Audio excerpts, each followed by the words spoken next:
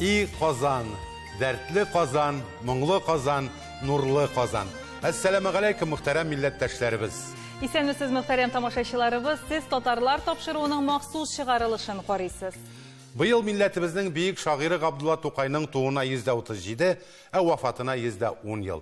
Tukay hem Qozan ayrılgısız. Әйе, һәм бүген без якты дөньяда бары 27 ел гомер кичереп, бакыйлыкка күчкән шагыйребез турында әле күпләр белмәгән тормыш һәм иҗат юлындагы кызыклы фактларга тукталырбыз. Qozan, Abdullah Tukay'ını büyük şair itip tanıtkan şehir. Mındar kilgende аңа нибары 18 yaş kine bula. Qozanda Tırmış Üniversiteti nigizlerini ala, şahıs bulup жетişә.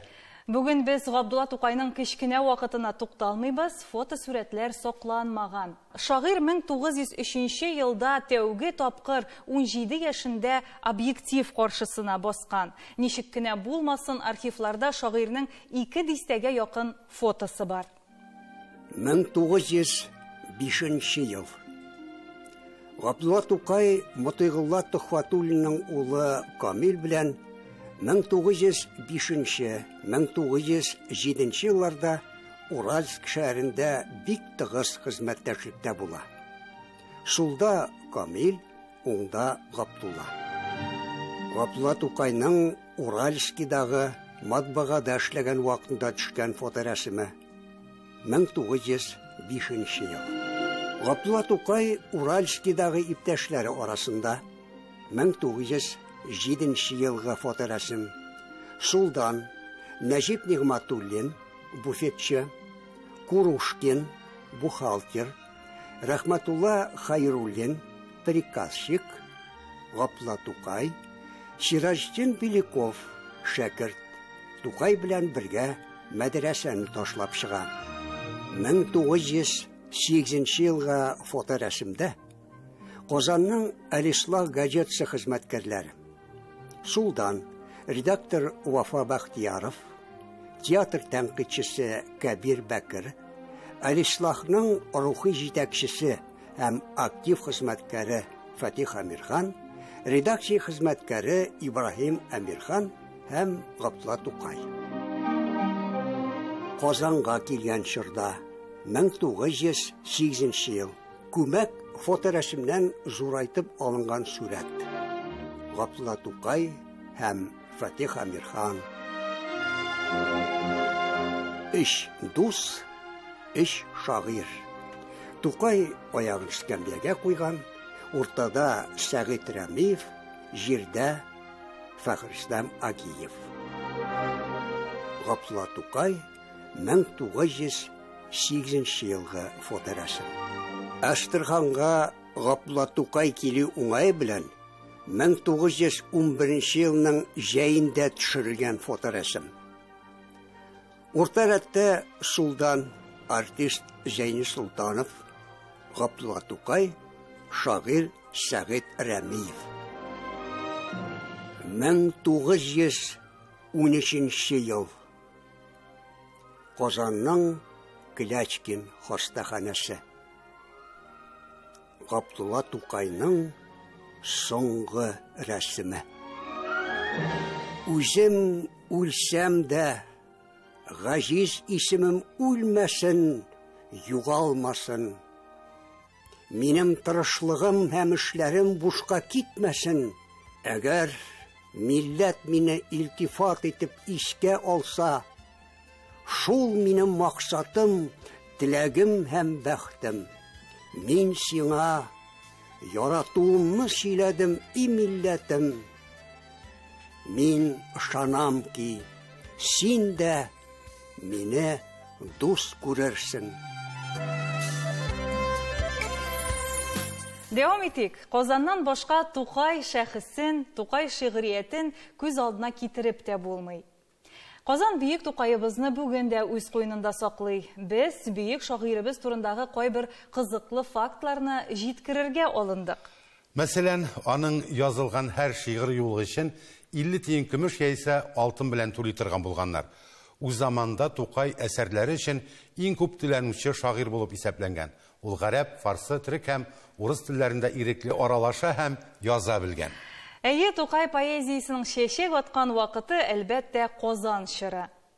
Шагыйрьнең үзе исән чакта 22 исемдә 46 китабы нәшер ителгән. 1917 елга кадәр Тукайның 72 китабы 220 меңнән артык нөсхәдә нәшер ителгән һәм бик күп телләргә тәрҗемә ителгән. Tam Kazan'ın ötesinde bir köy vardır. Kırlay derler. Hiç unutmayman. Avulning har yog'i o'rmon edi. Would you think that village is big? No, my dear, not at all. Түрек, үзбәк, инглиз телләрендә Шүрәле поэмасы нәкъ менә шулайрак яңгырый. Шүрәлегә мөрәҗәгать итүебез бер дә юктан гына түгел, чөнки Габдулла Тукайның әлеге әсәре тәрҗемәчеләр тарафыннан бик зур кызыксыну тудырган. Аны 29 автор тәрҗемә итә. Рус телендә 13 варианты бар һәм дөньядагы тагын 15 телдә укырга була. Хәзер барлык тәрҗемәләр дә бер җыентыкта. 2006 елда Шүрәле поэмасы Татарстан китап нәшриятендә татар, башкорт, үзбәк, уйгыр, казах, түрек, фарсы, гарәп, таҗик, рус, маҗар, инглиз, алман, француз, кытай телләрендә бер китап булып нәшер ителә. Әсәрләре 30-дан артык дибез, 35-кә 40-ка якын дибез. 33 телне менә мин эзләп таптым, 33 телгә тәрҗемә ителгән.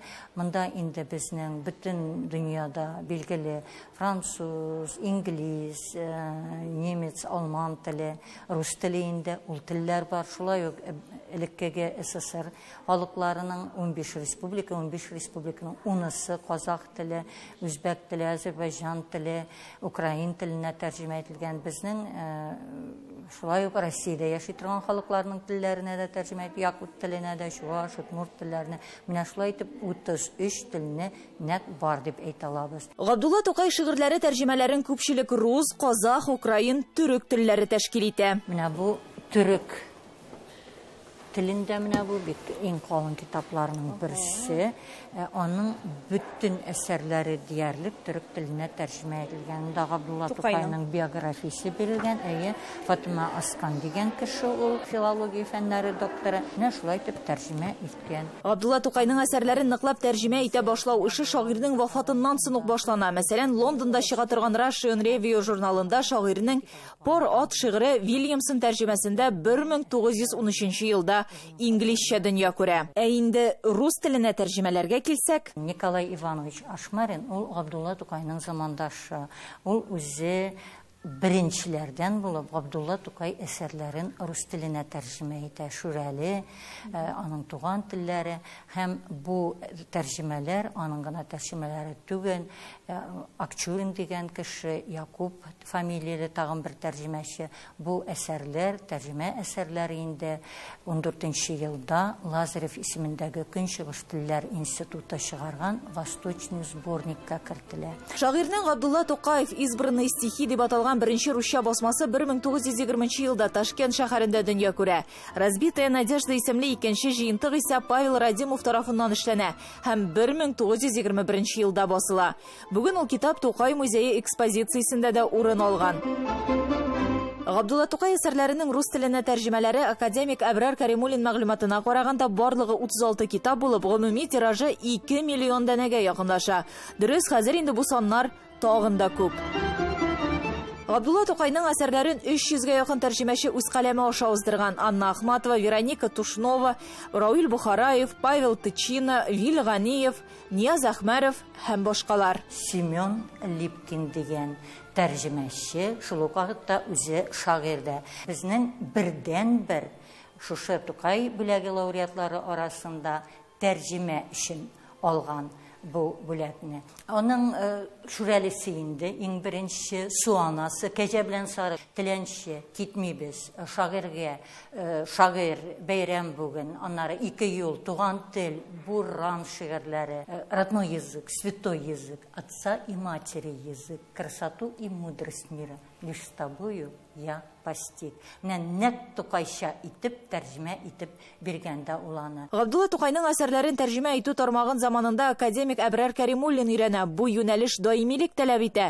Чөнки хәзер дә Тукай әсәрләре белән кызыксыну зур. Тәрҗемәләр елдан-ел арта бара. Таба шундый үзебезгә максат куябыз. Габдулла Тукайның тәрҗемәчеләре, тәрҗемә әсәрләре турында язырга, тагын да әйбәтрәк итеп өйрәнергә.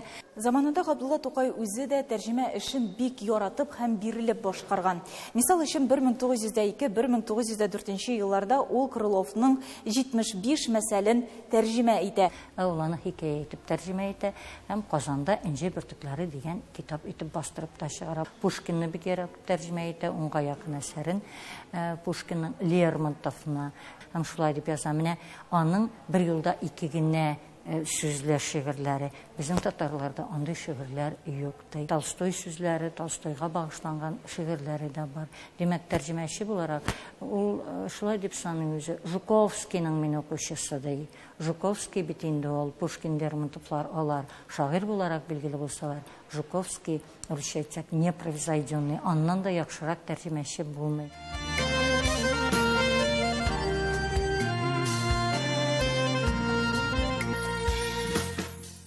Габдулла Тукай халык җырларын бик тә яраткан. Һәм аларны җыю буенча да шактый гына эшләр башкарган. 1910 елда Шүрәле тәхәллүсе белән имзаланган халык моңнар дип исемләнгән, үз иченә 28 җырны туплаган китап бастырып чыгарган. Нишкә күңелле булган ул. Әмінә аның мәхәбәтенә килгәндә айрым тукталырга кирәктер.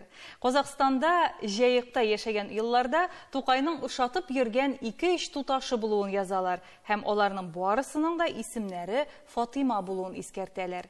Ә инде Казанга күченеп килгәч, шагыйрь күңеленә һәм иҗатына йогынты ясаган туташлар исемлегендә бары тик Зәйтүнә Мәүлүдова гына бар.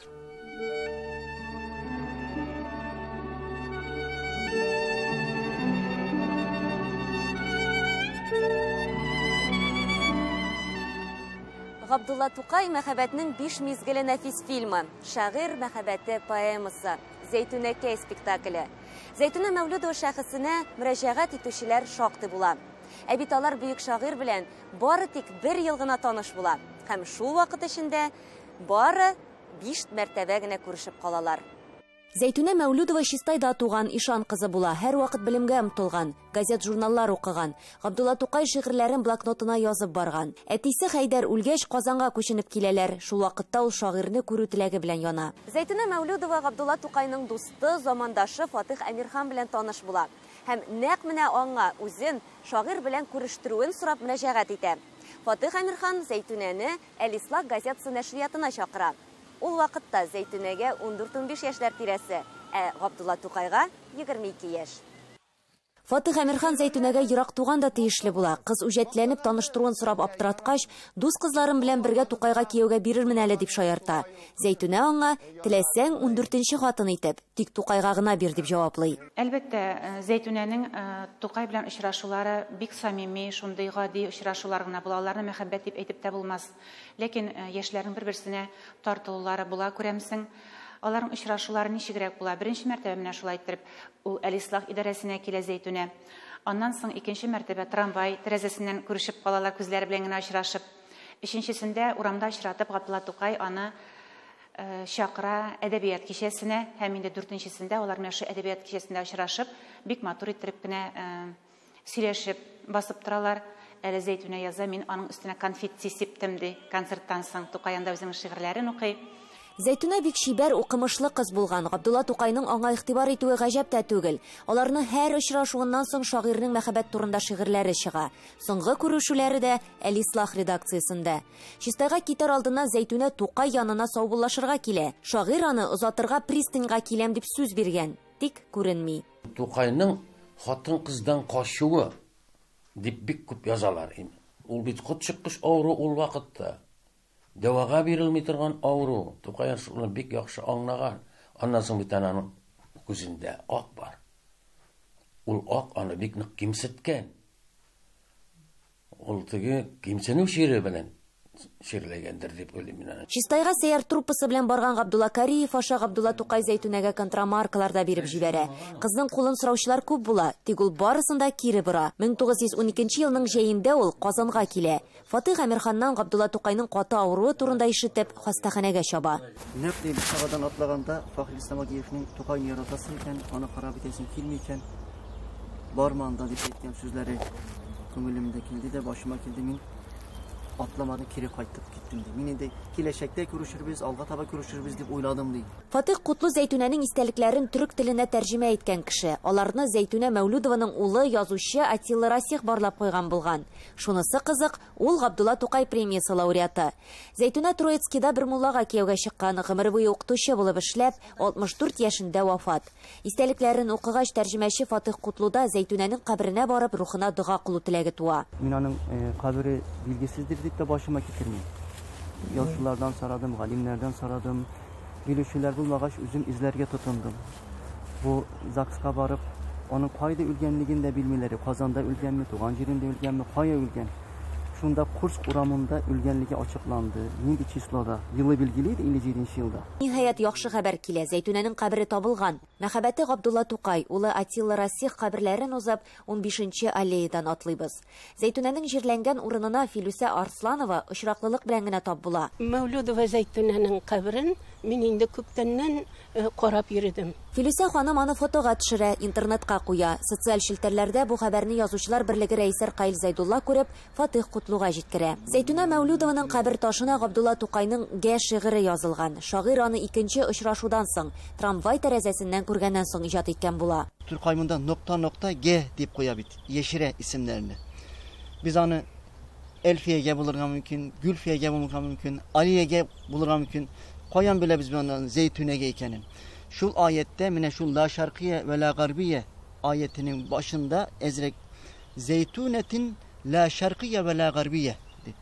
Korelim neytem. Tukay şunda yeşirgen Zeytune isim. Şundan ben şın kunguldan ışandım. Bu şundan da minetem Zeytün'e yazılan, bağışlangan şiir deyip ol vakitte ok.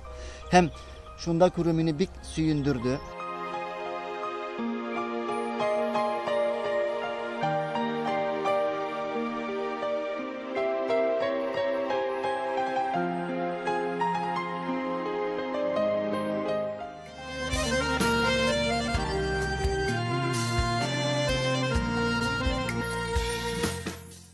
Мен 1907 елның күзіннән Тукайның Казан шыры халқына, ватанына шигъри сүзін әйтер өчен бирелгән 5 елда 8 айлык дәвре башлана.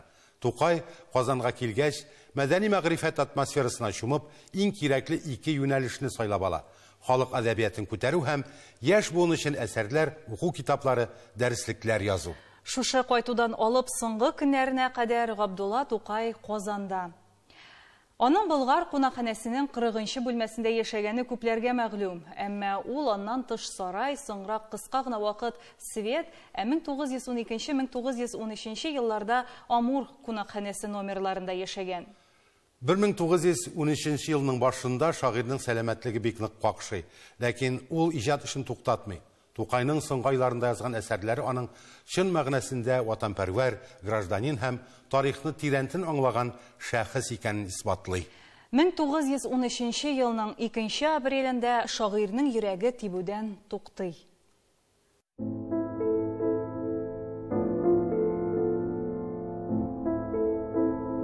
110 ел элек Тукайның соңгы көннәре Клячкин хастаханәсенең шушы палатасында үтә.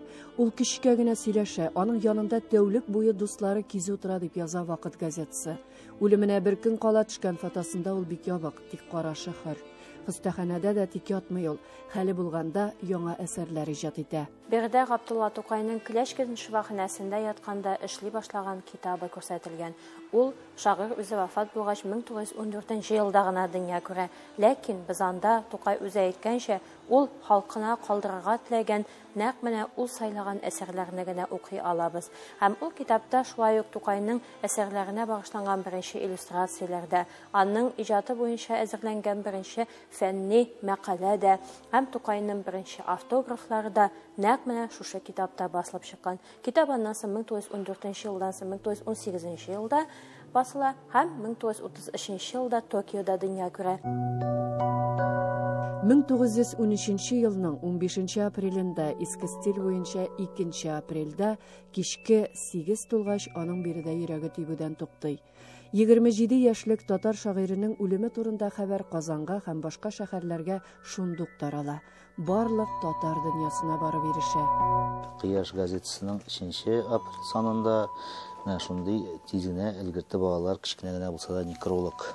Татар матбугаты ул көннәрдә Тукай үлеме хәбәреннән башлана. Төрле шәһәрләрдән, кыйтгалардан, кайгынамәләр, газетларның берничә саны дәвамында басылып тора. Вакыт газетасы бер ай дәвамында махсус сәхифә алып бара. Аң журналы мәсәлән бик популяр булган журнал бит инде заманында. Апрель саны менә шундый кайгылы хәбәр белән чыга. Тукайның сурәте менә шул кара рамда язылган истәлекләр һәм инде Тукайның җиназасыннан фотосурәтләр. Инде бу журнал тиз соңрак чыккач, апрельнең 10-нарында чыга, анда алар өлгертәләр инде менә җиназадан да шундый күренешләрне бирергә. Тукайның үлеме турындагы хәбәрдән соң татар дөньясында матәм көннәре башлана. Казаннан алып Кырымга кадәр. Матбугатта язылганча, күп кенә сәүдә үзәкләре, нәшриятлар 2 көнгә эшен туктата. Тукайның үлеменнән соң 2 көннән җирлиләр. Клячкин хастаханәсеннән алып чыкканда майдан тулы халык була.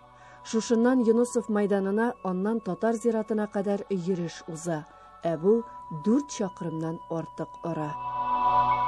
Бүйек татар шагыйрен озатырга 5-10 мең кеше җыела. Нәкъ шушы Юнусов майданында җаназа намазы укыйлар. Аны мөфти Галимҗан Баруди уздыра.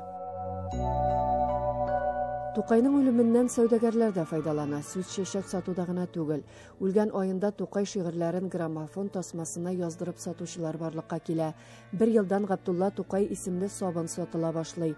Бер сабын 10 тиен торган. Китаплары, фотопортретлары, тәбрикләмәләре дөнья күрә. Хәттәки конфетлар да барлыкка килә. Тукайның үлеме белән Тукай тагын да халык хәтеренә тирәнрәк кереп утыра. Гаҗәп түгел, аның иҗаты, шигырьләре, тәнкыйде, шаярулары һәм бала сыман самимилеге үлемсез.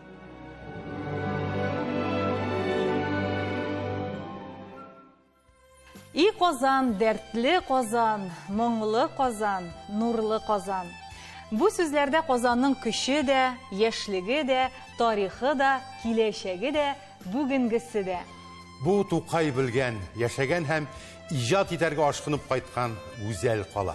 Тукайның 1000 яшьлек каласы. Монда бабайларыбыз җирләре, монда тарих, монда татарның данлы да фаҗигаль үткәне, оҗмахы. Мондадыр безнең бабайлар түрләре, пычмаклары, мондадыр дәртле күңелнең хурлары, оҗмахлары.